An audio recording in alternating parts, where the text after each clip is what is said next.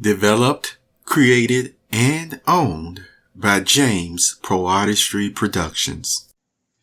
Hey, Perceptive Readers, this is a very quick note, and it's a chuckle with it as well. The reason why, I say again, with persons trying to censor books here and there, even from different areas, remember, in different eras of time, you even go way back to Mark Twain's time, there's a different way of talking that, we do not talk today. It's the same way with grammar, etc., etc. I admit there was a phase in the United States history, which was about last decade or so. I don't hear about it much.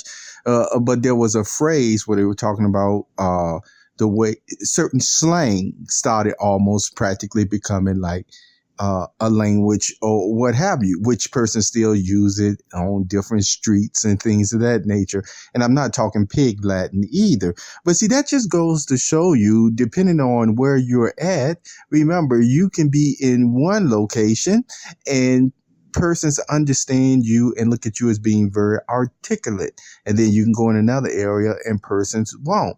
And depending on what area they're in and where they're coming from and what their knowledge is, they may look at you as being also, just not smart or what have you. Now, I gave you that background to let you know that this does pertain to censorship. Because sometimes I told you when persons take liberties at usurping somebody's authority and intellectual property that is not scripturally given as an authority from God to do, no matter how they try to twist it, but we won't go into that. But one of the reasons why they state that they did it, like take my books, for example, Product of Culture, Who Are the Goldsmiths?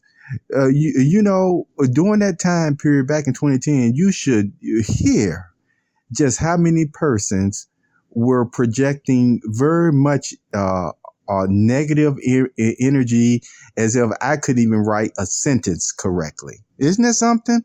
If I couldn't even write a sentence correctly. I mean, there were even some, they don't know this, but I'm bringing it out now all these years later. There were persons who were even part of the education system who, on one sense, they would act like to others that they were for me and things of that nature, but no, they very much wasn't for me. And that's all I'm going to say. And so one of the things that they state as to, oh no, this book should be burned and never seen or what have you, at least not by this person, is because guess what? They call Product of Culture, Who Are the Goldsmiths, again, just a failure. Especially in the grammar area. Okay. And that's fine. That's their opinion. But do you want to know something that I find very interesting at this? Do you know just how many proofreaders I had go through that first book?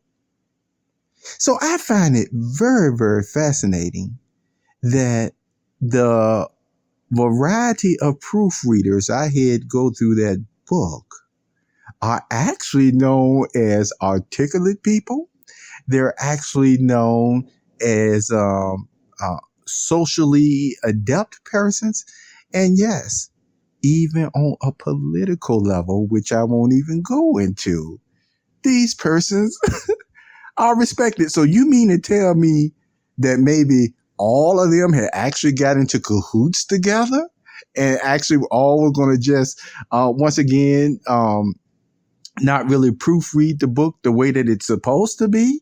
Well, that's not what I picked up from them, because I know, once again, if it was a dot that was missing, hey, they let me know. They had to highlight it in some cases.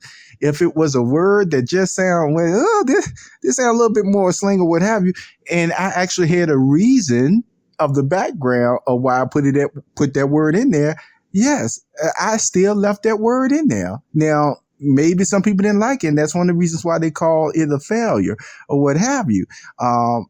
Maybe, once again, some persons felt it was lazy writing here and there. But see, this is what I mean by the experts. All the same, there was enough persons who did proofread that book, you see, that are respected by society And yet I just won't believe, as many proofreaders that I've had for it from different backgrounds and everything, that if these other persons wants to hit the Amazon bookshelves before they shut it down, because I told you it was flying off the shelves, to use the expression, on some of the marketing promotions that was done at times.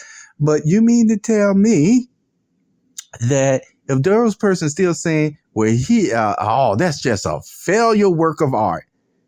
Well, in many cases, would that still also start to apply to those many credible proofreaders that I had go through the book? Were they failures at their job? I'm going to tell you, no, they weren't. So that just gives you some insight as to sometimes why I say no. You can't judge a book by a cover, or even what somebody else is saying at times. You have to just read it for yourself, and read it with an unbiased. Read it. You don't even have to read it in an objective way according to these factual rules or what have you. Just go with your heart.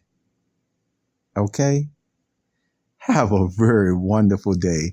And I look forward to, at least on the podcast level, you will receive everything from the series that you already heard that pertains to the intellectual property creations and things of this nature.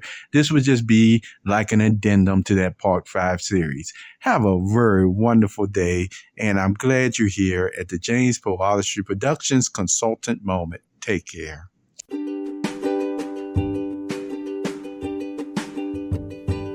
You have just listened to the Perceptive Readers podcast.